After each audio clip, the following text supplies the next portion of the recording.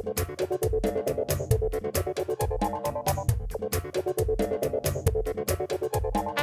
Ironman is actually the icing on the cake. The training is what really gets you there, and that's the hardest part of Ironman. Generally speaking, people train about a year or 8 months to the Ironman. You would want to build up a couple of years of doing runs and marathons before that, but effectively, yes, within 8 months you can train for an Ironman. The daily regimen might look about 2 to 3 hours of training, and that could be anything from doing a swim in the morning to a bike at night, or in my case, I commute using bicycle, so I ride the bike almost every single day, and then I throw in a run or a swim every second day. The key is to know your own body so that you don't overtrain. A lot of people have a tendency, even right up into the Ironman, to be still training, and I guess what happens is they burn out, so by the time the Ironman comes, they're tired. What you're doing in the early months actually is you're building up your endurance levels, what we call the base. So you would run your marathon pace, that kind of thing, and slowly increase your distance. It's not important to go out there and get your heart rate going at 180 beats per minute. You actually want to go out there 130 where you relax and do longer workouts. Those months are very important, first couple months, to build up that base. Later on is when you work on your speed skills, intensity workouts. Whether you can do it or not comes down to your expectations, and a lot of people start their early training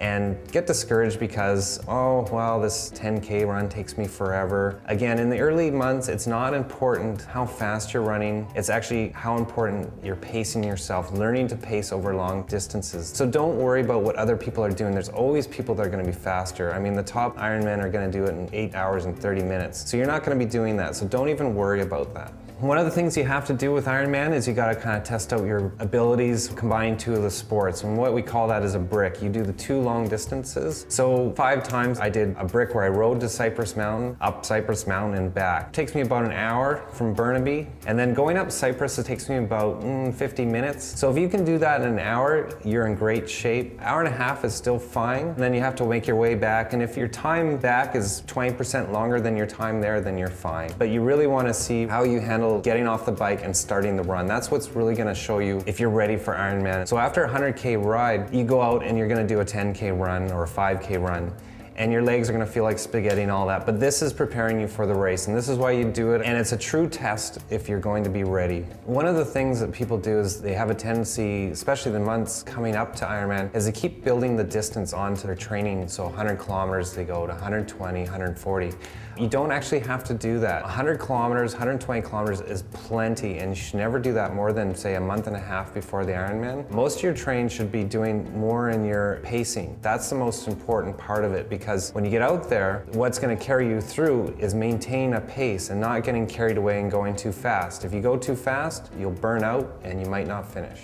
The last thing is swimming. It's the smallest amount of the triathlon, and so you should probably take the least amount of your training. If you can swim 4 kilometers in about an hour and 20 minutes, then you're ready. The motivation really comes down to training day after day. Do you want to get up at 5 in the morning to go swimming? Most people don't. I don't. But you wake yourself up, you get out the door, and you just do it and you're done. The biggest advantage I have is that, again, I bicycle to work and I run to work, so that's my transportation. So I can't get to work any other way because I don't own a car. Other people, it's very difficult. They'll work all day, come home, and then go for a bike ride, and that's very hard to do, but effectively that's the hardest part of the motivation. Another very important part of Ironman is your nutrition, and a lot of people get this confused because they worry about the amount of calories they're intaking and that. Actually, what it comes down to is when you're working out, you can eat just about any calorie you want. But after that workout, you have to put back good calories like salmon with high in protein, those types of things, because what happens is after you're done all your training, that night your muscles are repairing. And so for the next day, if you just ate junk food all that night, yeah, you're gonna have nothing left and it's gonna kill your training schedule. So actually, no beer, no white wine. You can have red wine once in a while, dark chocolate maybe, but you cut out all these things. You cut out cream sauces in your pasta, all that is gone. You want just basically carbs and protein.